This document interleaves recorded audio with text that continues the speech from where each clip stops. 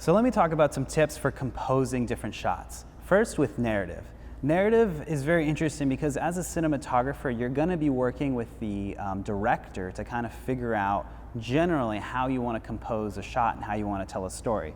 I tend to err things on close shots as well as a lot of negative space. For me, negative space says a lot. And I love shooting in the aspect ratio. Something about composition is that you got to decide which aspect ratio you're shooting in.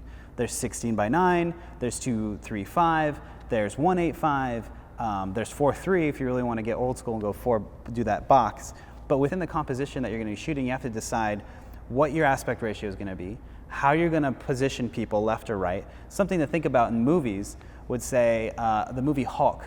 They didn't tend to shoot that in the nice wide Saving Private Ryan 2:3:5 aspect ratio. They shot it in 1:8:5, which is a little taller. Why? Because their subject Hulk is taller than he is wider. So they wanted to be able to show everything as much as they could. Same with Godzilla. They shoot that in a bigger frame as opposed to a smaller frame because they want to be able to tell the story with their subject here. So a big tip for narrative is to figure out what you're shooting and how you're going to shoot that. If you're in tiny spaces, chances are your compositions you don't want to be really wide. You're probably going to have them be smaller and you're going to have them more condensed. People are going to be closer.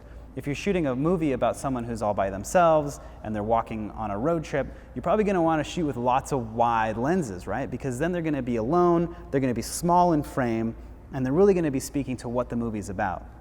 Again, with everything else, find out what your project is, what emotion you're trying to equate, and what kind of framing and composition equates to that emotion specifically. Being alone lends itself to wide lenses, of course, but being intimate and close and having a loving relationship might end up being much tighter compositions. Two people's face-to-face says a lot. You get intimate.